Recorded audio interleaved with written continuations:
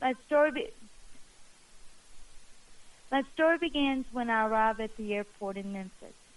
I watched the DAP members from Georgia navigate the chaos created by not having a direct flight to Houston. As I waited to board the plane, I was overwhelmed by emotions. I have no words that describe the shame I felt the instant I realized I had spent my entire life lying to myself. I had believed I was conscious and responsive to situations and issues that surrounded my life. I used David to hide my face as if these strangers with disabilities would see me cry and know I had not only turned my back on our issues, but I had turned my back on them. Before I met ADAPT, I knew two types of people with disabilities, invalids and supergaps, and my plans were never to be either one. I was born in 1965 in the Mississippi Delta and institutionalized when I was 3. I spent 6 months in Crippled Children's Hospital in Memphis before the doctors at Campbell's Clinic admitted that my progress was measurable and I was able to go home to the Delta. For almost a decade, I believed my eventual return and length of stay depended on my progress and performance. Today, I understand it was not about me at all, but about an empty nursing home bed. As a little girl, I spent time celebrating and emulating Dawn's Way, the rebellion I knew had taken place from the Delta of Mississippi to Memphis, Tennessee. I had no comprehension of how close in time my life was to the recent history I wanted to be a part of, the birth of rock and roll and the civil rights movement. When I fantasized about my life, I never dreamed 2 decades later I would be marching in the streets of Houston for my own civil rights. Here are a few of my memories from Houston. I had gone up to the room to settle in for what I thought would be the longest 6 days of my life.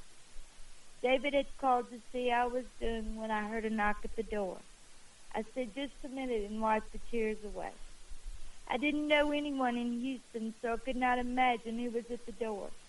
I opened the door, and standing in front of me was Dorian Siegel. After saying hello, Dorian said, "I'll be your attendant," and he asked me, "What do you need?" My response to him was, "Change for Coke." When he stopped laughing, Dorian explained what he meant, and his 30-second explanation changed my life forever. It meant that in the morning I did not have to worry about taking at least 45 minutes to put my shoes on. But more important, he answered a question I had contemplated for 6 years. How would I ever repay David for all he had done for me, and if the time came, how would I take care of him? I remember my little red sundress and white jacket. Thanks, Tom Cagle, for the fashion advice.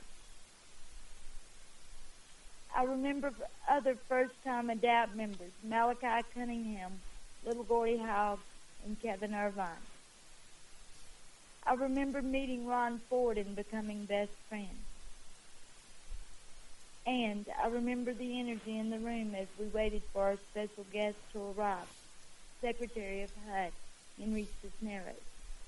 I'd only been working for MCIL since mid-March and had no prior experience with housing.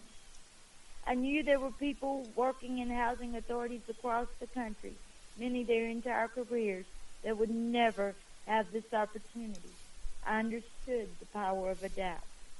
The night of the party, I was talking to Toby and shared with him that when I arrived on Saturday, I said to myself, if I ever get my ass out of here, I'll never be back.